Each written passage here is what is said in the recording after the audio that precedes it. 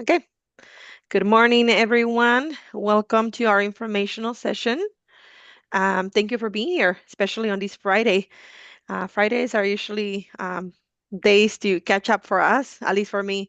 So thank you for taking time out of your day to be with us. We are going to be sharing a lot of good information with all of you. And as you know, we're recording the session for folks who are not able to attend so we can share with them the information. But we are going to try to make this session as inclusive and engageful as we can. So please feel free to raise your virtual hand and ask questions as we go. There's no need to wait until the end or place your question in the chat, and I'm going to be monitoring that so that we can answer your questions as we go. If I notice that we're running out of time, because as you know, we only have 1 hour, I might just say let's hold on questions and let's continue to tackle the items in the agenda. But usually, since we have a small group today, we should have plenty of time. Okay, so this is your time as a candidate or someone who's interested in a position to really learn more about what this position entails. So we're going to start with the introductions. And then, like I mentioned, we have quite a bit of items that we want to cover. And we want to make sure that we have time for questions as well. My name is Teresa Camacho. I'm an executive recruiter. My pronouns are she, her, and I'm going to be your facilitator today. Okay, I'm going to go ahead and pass it over to Jessica. Hi, good morning, everybody. My name is Jessica Dennison, and I am the licensing manager here at the Office of Developmental Disability Services, and I'm the hiring manager for these two positions. Thank you, Jessica. And if you're here with us this morning, please feel free to introduce yourself in the chat. We will be looking to see who's joining us this morning. Um, let's go ahead and start tackling the items in the agenda because I know we have a lot of some good information to cover. So Jessica, I'm gonna go ahead and pass the microphone to you. We can start talking about the vision for this position. And like I said, I'll be monitoring the chat in case if we have any questions. Thank you. So I'm going to talk about the vision for the position and also what makes this role exciting to me, kind of in the same one. And so for those that don't know, we are hiring two foster care licensing manager positions. And these are brand new positions to us at the state. The work out of this is coming from a budget reduction exercise that was completed in this last recent legislative session. And the work that happened is that all of the adult and child foster home licensing tasks are going to be moving from our local contracted community developmental disability programs, and it's going to be coming back to us here at the state to complete. And so we need two managers to be overseeing the teams that are going to be doing this body of work. So I'm excited about these positions for a lot of reasons, but in particular because we really get to kind of build this process from the ground up and really make the positions what we want to see them be, and visioning and goals around this body of work. And so the people that are coming into this, we have not hired any of the licensing positions that will be occurring. And so the managers are going to have the opportunity that get hired for this to bring in their staff that they want to go through the interview process with and really build these teams as they need to. So anybody have any questions about any of that in terms of the vision or how this came to be? Thank you, Jessica. And I'm not seeing any questions in the chat yet, just an introduction. Thank you, Samantha, for the introduction as well. So skills and experience needed, if I kind of move on to that topic, we definitely are looking for people who have management experience. That is a requirement for this position. If people have case management experience in terms of the intellectual and developmental disability system, that is a definite plus for us. However, I would say that, that's not the ultimate requirement per se. It's a positive thing to have worked in our system. However, we're not going to exclude people who have not, if the other attributes are kind of met in this way. And I think that, there's a variety of types of adult foster care that occur, or even child foster care that occur across the state, whether it's child welfare experience or on the aging and people with disabilities side or intellectual developmental disabilities. we value all of that experience coming into this position. So any of that would be really great. In terms of, I would say skills, for me, it's going to be really critical that we have managers in this position that are able to really lay out a strategic vision, and look to figure out how they're going to implement that. And within that, it's, strong managerial skills, and the ability to also use data in an informed way, to be making decisions so that we can make sure that we're on track with our reviews, that we're doing our application processes timeliness, and we can kind of have that visual in line for our staff and for the managers to be able to look through those things. Obviously, communication skills are essential, right, in any sort of position that we're in already, but communication is really going to be a pretty clear skill set that we need from folks to communicate clearly, professionally.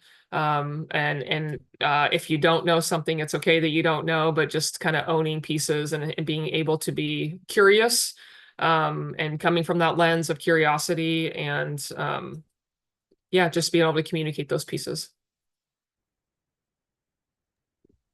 Thank you so much, Jessica. I know we're covering a lot of information here. And again, I want to invite you to ask questions.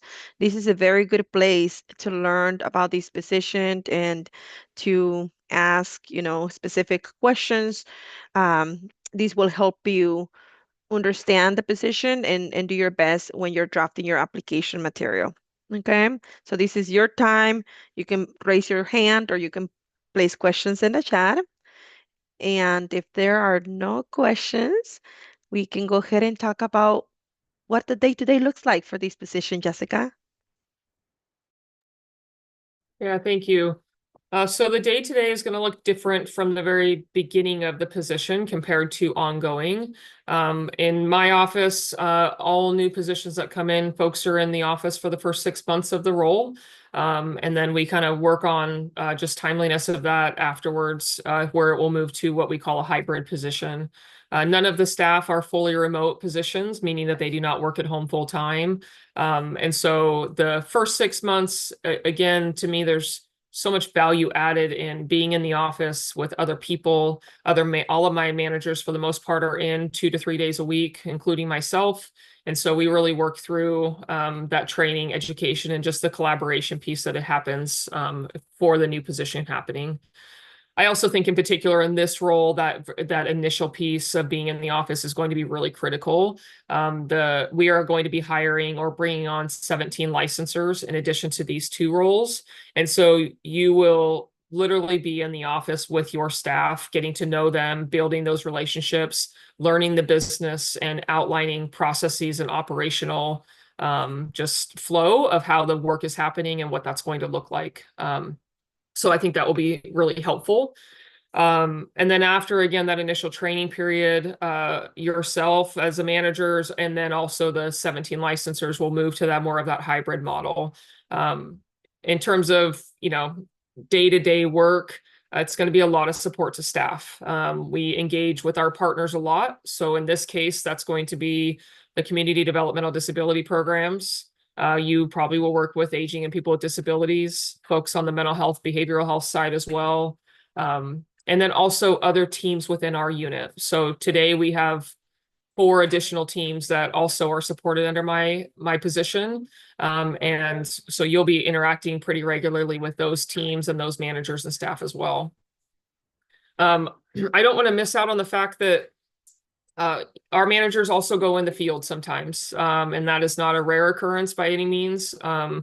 This week I had a staff call out, and so I was out doing 3 on-site inspections with my staff this week. And so I definitely expect that my managers are, working with our staff, and know the day-to-day work, of course, and are able to kind of pivot if they need to and get out into these homes if that support is needed with our staff. So that is something that will happen.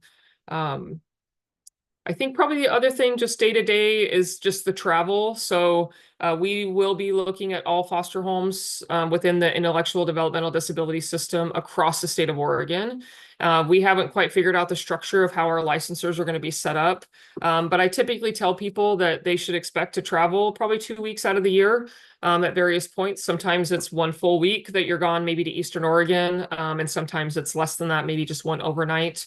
But just to plan for that in the event that that does have to happen as a management position at this point. Thank you so much, Jessica. And look, we have multiple questions that came in, so I'm Great. gonna start asking those questions. The first one is from Samantha, and she says, since this is a new position, who will this role report to? Yeah, so I am the hiring manager and the staff will report to me. So when all the hiring is done, I will have 6 managers under my position. Thank you. And Samantha, please let us know if you have any other questions after that, okay? But I'm gonna go ahead and go to Leslie's question, and she says, what is the target side of the teams and roles on the teams? Yeah, great question. So we, with the 17 licensors, and then we will have, which is another 4 or 5 staff we already have that do foster work right now internally. So I'm imagining that the team sizes will be about a 10 or 11 staff under each manager. Thank you. Leslie, again, let us know if you have other questions. Let's see here. What is the timeline um, for the team being live, going live? Hopefully yesterday. So the team being live, we have our funding officially starts January 1st of 2026. I was very fortunate, especially in this time of everything going on at the state level, that I was able to get approval to actually post these 2 management positions sooner than January 1st. And so I'm thankful for that because then these managers will be able to help, again, get their team onboarded and all that.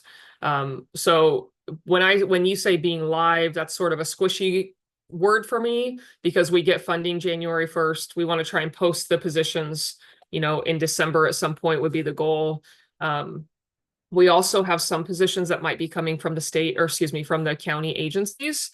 There's a thing called a public employee transfer statute that we are working through as part of this transition. And so I don't know how many of those staff from the counties will be being part of our crew here at the state and how many we're going to actually have to hire. So, yep. Thank you, Jessica. And the next question actually leads us to a good segue for the onboarding and training plan because Tammy was asking what is the onboarding scope for this position and if there's going to be an initial managerial mentorship. Yeah, that's great. So the onboarding plan and training plan, we have state required trainings that all managers have to take. So that will definitely be part of the onboarding plan. And then to be honest, for the management positions, it's going to be a lot of working with me and kind of feet to the fire, working through this training as we go and onboarding staff. Our staff themselves will have a completely different onboarding plan. We're actually working on a core competency for those staff. And so I would expect that my managers are also engaging in that training. It's going to be a time thing of whether the training is completed by the time these managers are onboarded. But as soon as that is done, I would expect that my managers are going to go through that same training to make sure that they have the same information that their staff are going to be receiving. Thank you, Jessica. Again, Tammy, let us know if there was anything else you wanted to know about that. There's another question that says, you said management experience was a requirement, but the job description says 2 years of related experience and a bachelor's degree. Will that 2 years have to be in an official management role?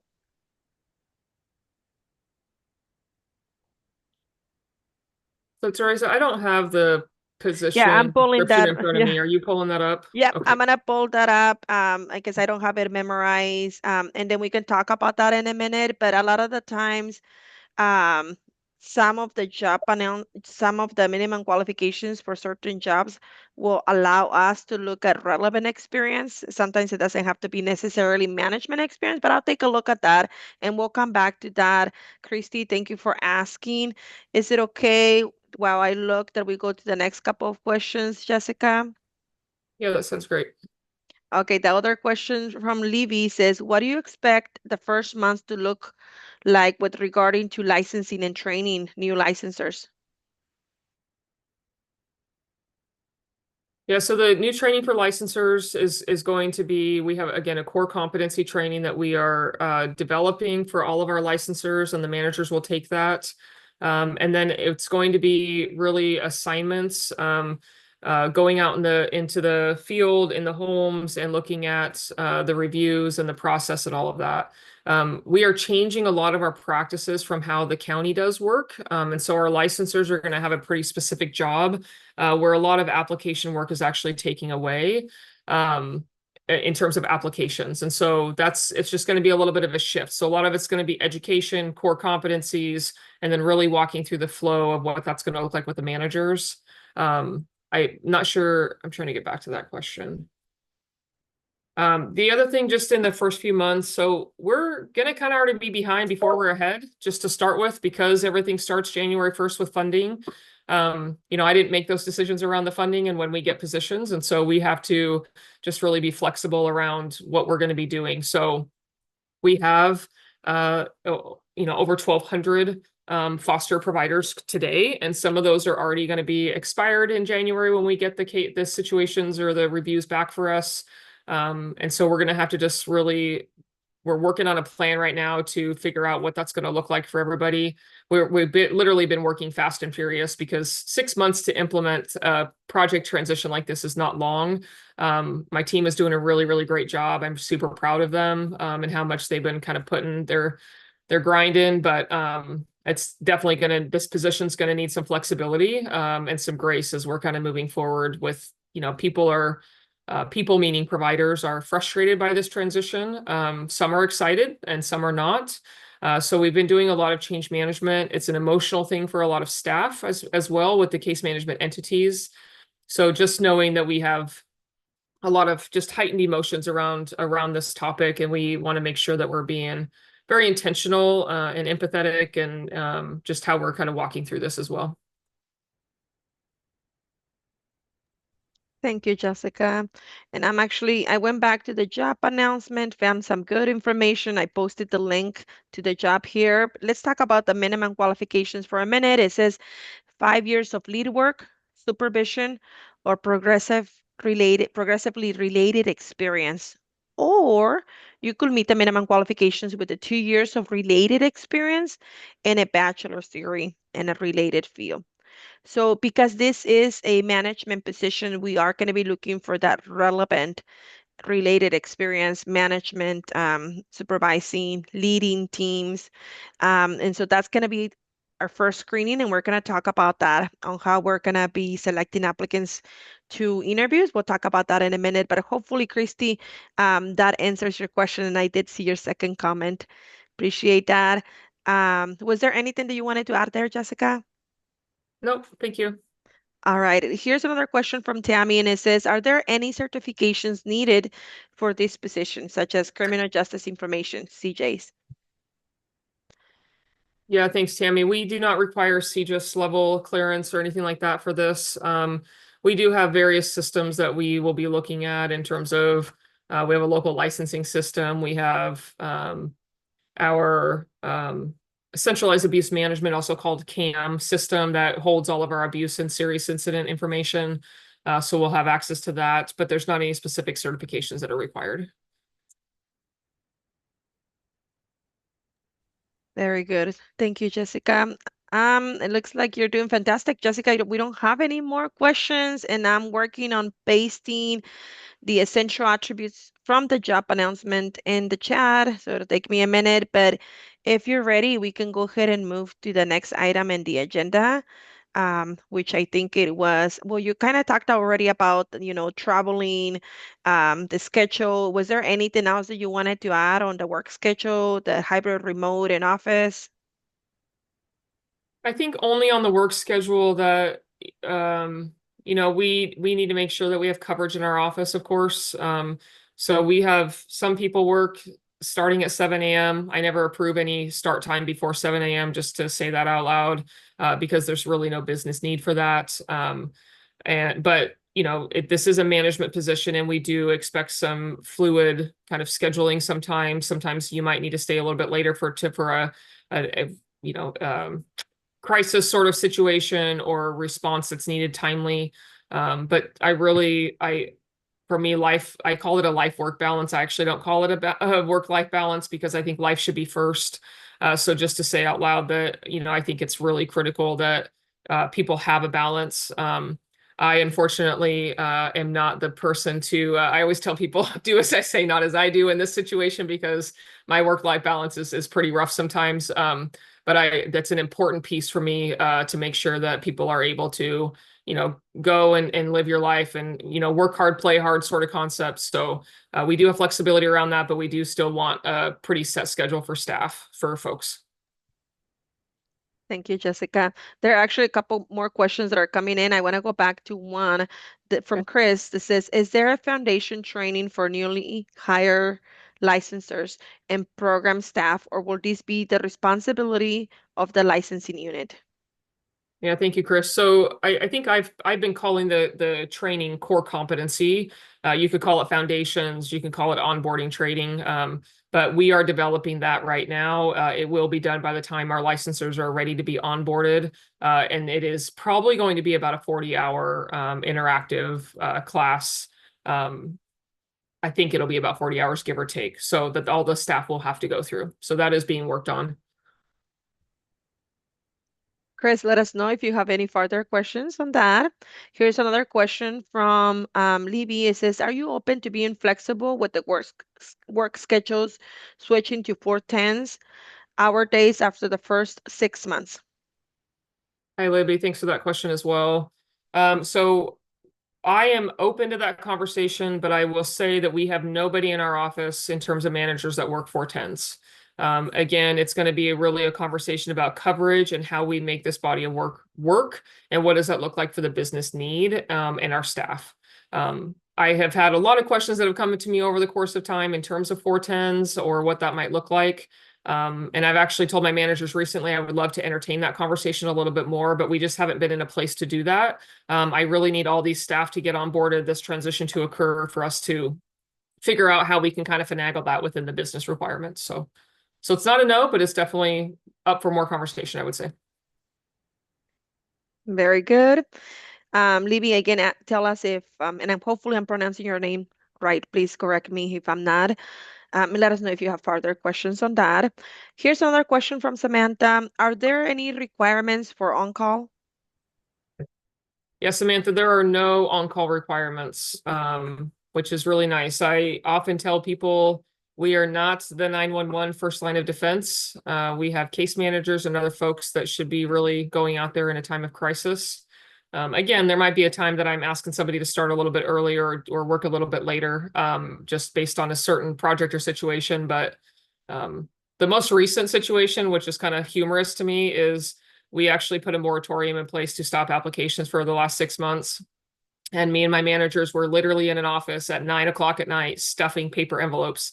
And I can't remember the last time that I've actually stuffed a paper envelopes or hundreds of them. And so that was a situation that we needed people to stay late and just kind of get that done to meet our timeline. But on call is definitely not something we do. Thank you, Jessica. All right. Again, Samantha, let us know if you have further questions. Here's the last question in the chat, or actually one more came in, but the one from Tammy says, is the position based out of the Tandem office?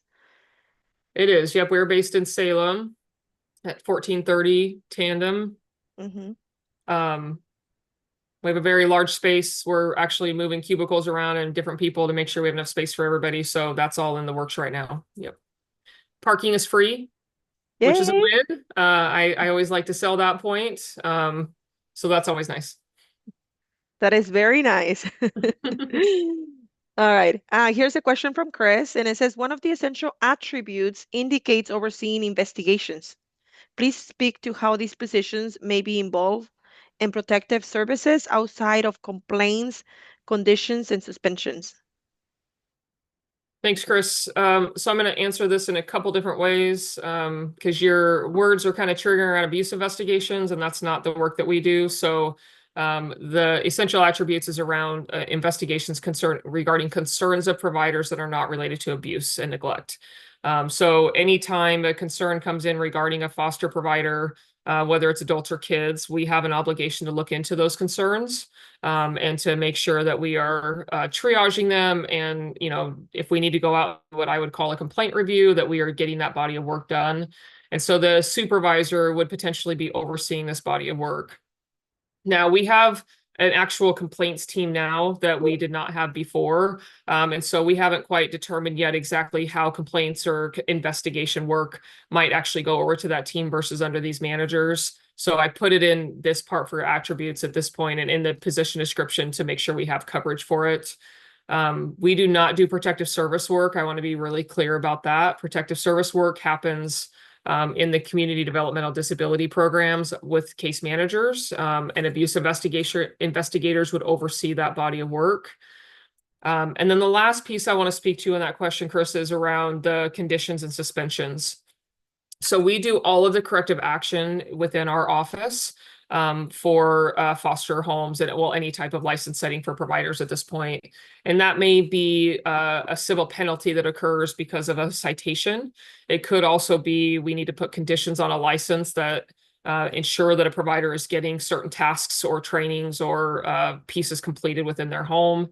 And there are times that we have to do a revocation of a home, or we have to do what I call an immediate suspension because of immediate health and safety.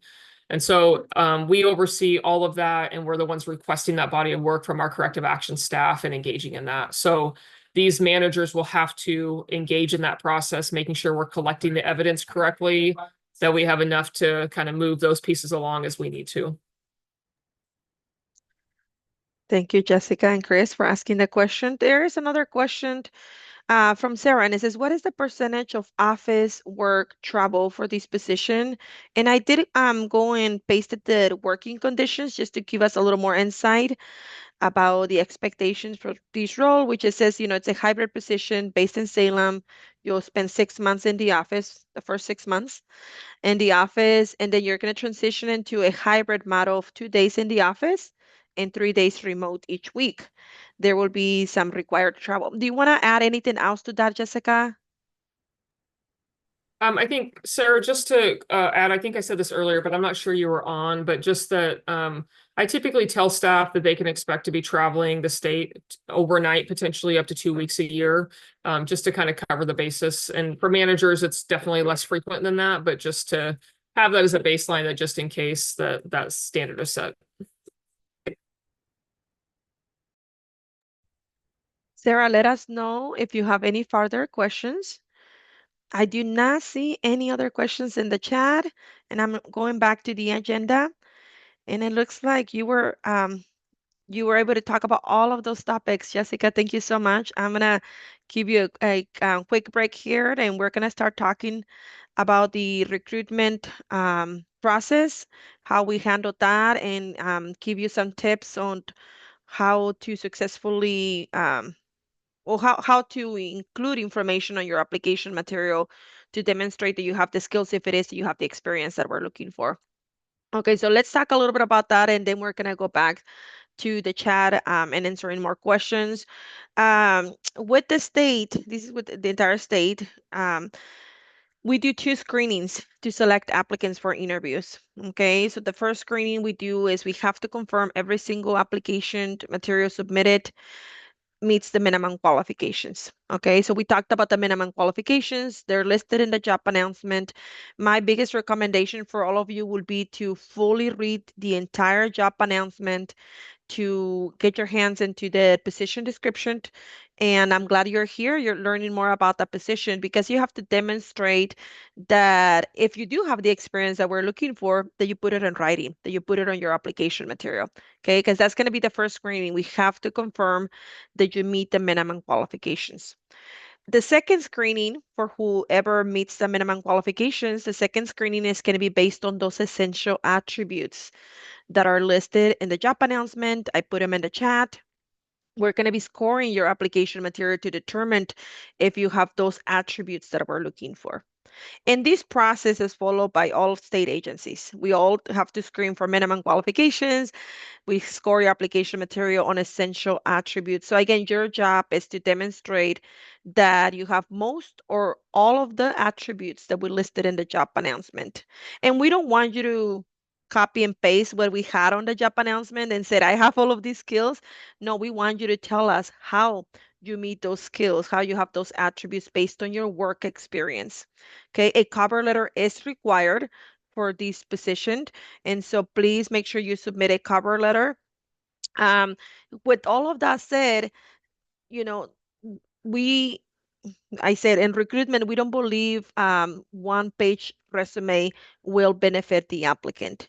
Okay, because we're asking you to elaborate on your skills and we're reviewing your application material multiple times. So it is to your benefit to elaborate on your work experience. I'm not saying write as a book for your resume, but if you have vast experience, 2 to 3 page resume is probably going to be very helpful so that we can learn about your work experience.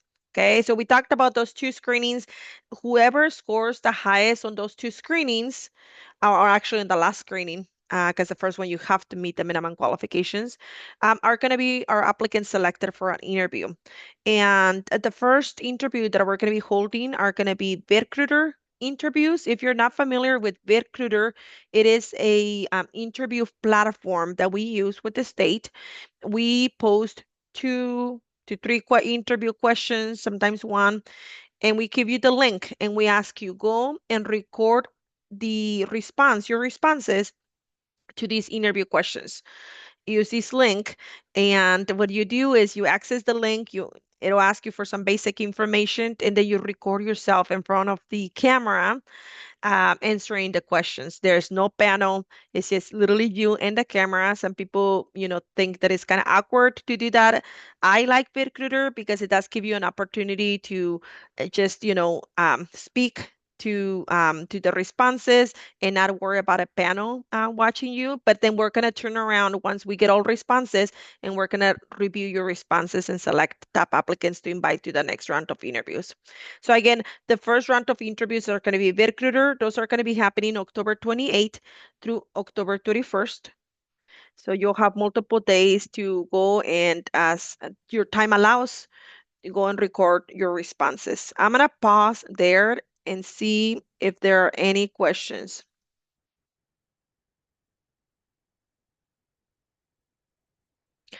I think Michael said application interview steps. So currently we talked about the screening process on who to select for interviews.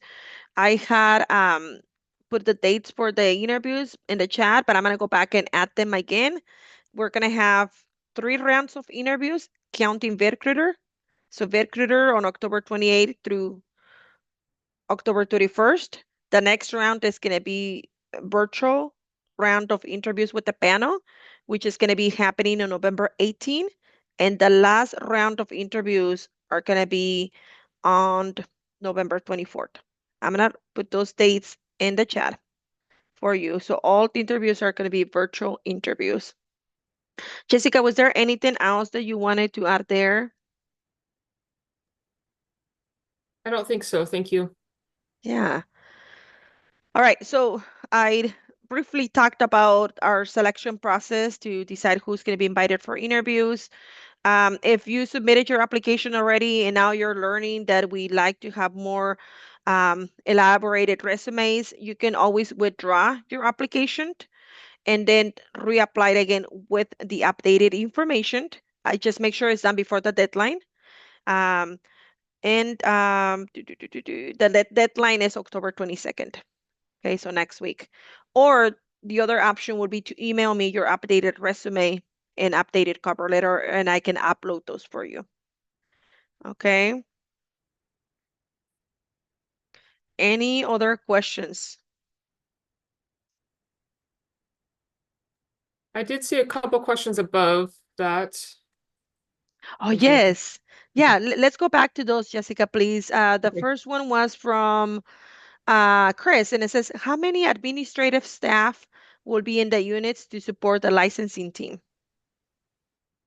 Yeah, so one of the teams that we have is called our process improvement and customer service team.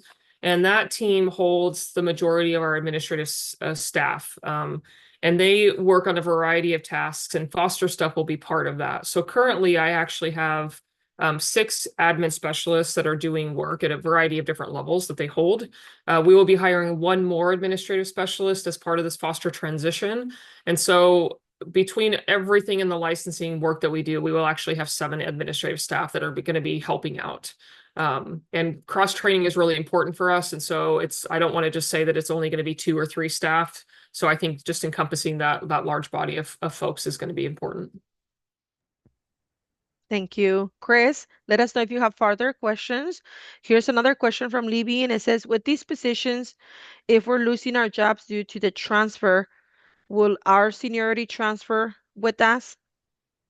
Yeah, so Libby, unfortunately, I'm not able to answer any of those questions around the transfer stuff today. I would welcome you if you want to call me or have a conversation or an email. I'm happy to do that. But the public employee transfer statute pieces are, we have to be very intentional with conversations because it's related to human resources and legal statutory requirements. So I'm not able to answer any of that today.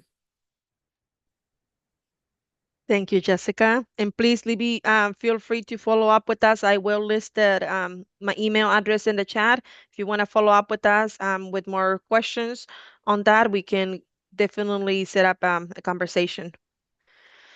All right. I'm going back to Michael's question. When we were talking about dates for interviews, he did ask if there was a possible start date.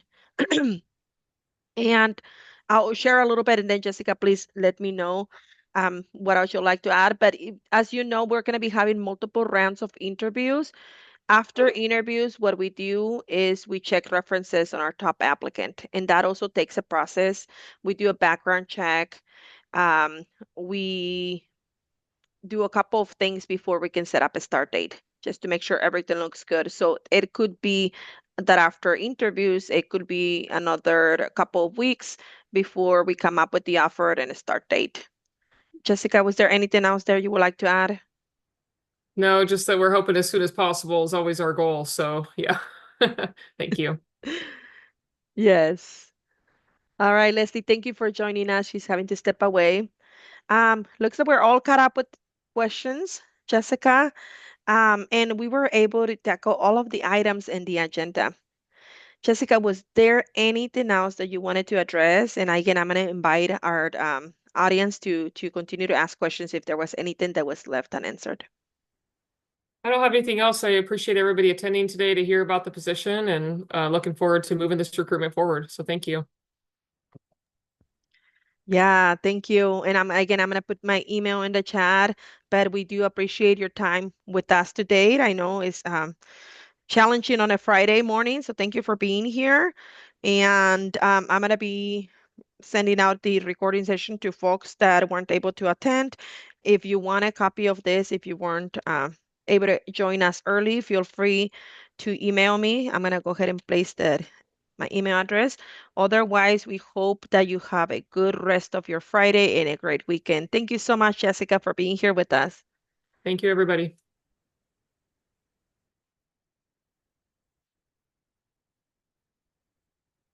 Okay, I'm going to stop the recording.